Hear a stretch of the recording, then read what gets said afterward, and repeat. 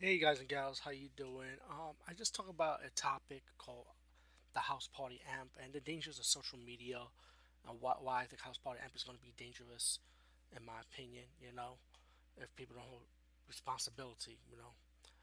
I did mention that episode of a movie called Megan is Missing, and I'm going to talk a little bit about it. This is a movie I saw years ago.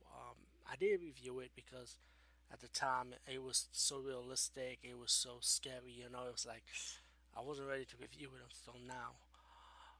There's a lot of bad reviews for the movie from some people. They don't see the movie what it really is, what it's really about. People just shitting on it because they were uncomfortable with the subject matter, pretty much, and they don't want to accept realism or what how online dangers are. And they want to see something sugar coated. And I'm glad that the way the direction of this movie went, they did not sugarcoat nothing. It was realistic.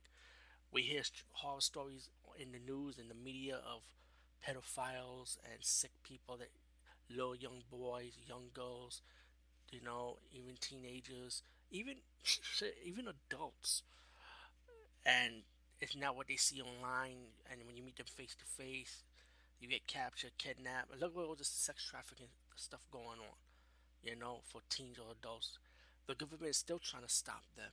And it's 2020 now. So it's like this thing is not going to change. So what I like about Megan is Missing, it shows you like the reality of online horror. Pretty much like these two teenage girls. They do everything on the internet. They like cool. You know, they get along real well. The chemistry of them being best friends is like you get tied into the character. Also, one of their friends is missing, and Megan, talking to this person online, decide to try to track a friend down to meet this person. How stupid that you could be, but hey, they teenagers. They naive, pretty much.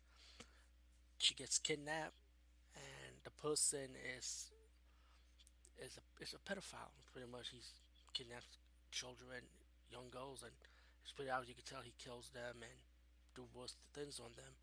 But the movie is so realism like with the found footage style to it, of course. Even as a movie, it's still creepy, especially the ending, the climax will creep people out and it will haunt your memories, like, oh shit. You gotta take a shower to try to wash it off. That's how scary the ending is. And it'll get stuck to you. Horror elements, very scary, very cringe-worthy. It will get to you, and it's like this movie doesn't sugarcoat nothing, and it is scary, because in real life, it's still stuff like this still happens. Just take this movie as a lesson. If you watch this movie with your kids and teenagers, I advise you should watch it with them. Explain that online horror, like not like it's a horror movie, but being online is dangerous. These are the type of people you could, most cases, you could probably meet.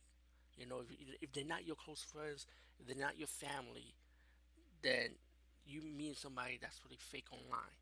And as being a victim of meeting fake people on the internet, you know, it's scary. Even cyberbullying is scary too. So Megan is Smith, and I highly recommend you guys and gals to check this movie out. If you check this movie with your children, sit them down and let them know the dangers of being online and what to be careful for. And if you have a feature to lock, like a lock feature, use it. And we're peace out and see you later, guys and gals.